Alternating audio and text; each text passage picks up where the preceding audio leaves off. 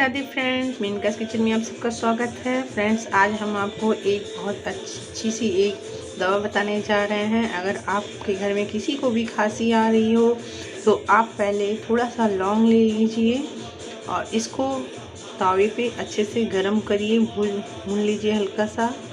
ये देखिए, हमने यहाँ पे लौंग ले लिया है और इसको हम अच्छे से तवे पे हल्का सा लाल करेंगे।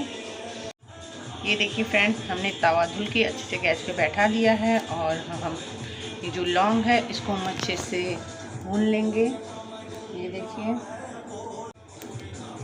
फ्रेंड्स, ये जो लौंग है इसको हम अच्छे से लेंगे। और ये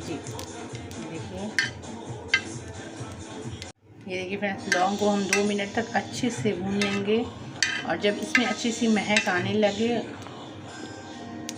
ये देखिए, अगर किसी को खांसी या सर्दी हुआ तो आप इस लौंग जो हम दवा आपको बता रहे हैं, आप इसको बना सकते हैं अपने घर में। बच्चों को, बड़ों को, सबको दे सकते हैं। ये देखिए, ये जो लौंग है ये मेरा हो गया है। 2 मिनट तक हम इसको अच्छे से भून लिए हैं और हम गैस को ऑफ कर देंगे। फ्रेंड्स, इसको हम अच्छे से एक पाउडर रेडी करेंगे। इसको हम अच्छे से कुचकुचा लेंगे। ये देखिए, अब हम जो एक हल मूंगली है इसकी मदद से हम इसको अच्छे से पाउडर बनाएंगे। फ्रेंड्स, यहाँ पे हमने लौंग का एक पाउडर रेडी कर लिया है और अब हम लेंगे शहद, हनी। ये जो हनी है इसको हम लेंगे। फ्रेंड्स, हम लेंगे 1 स्पून और इसमें हम डालेंगे शहद। जो शहद है, 1 स्पून में हम शहद लेंगे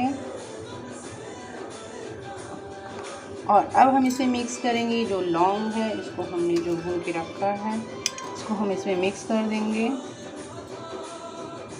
ये देखिए, और हमको इस तरह से 2 टाइम जिसको खांसी आ रहा हो हम उसको देंगे और इससे फ्रेंड्स बहुत अच्छे से फ़ायदा करता है ये देखिए, ये बहुत अच्छी दवा है।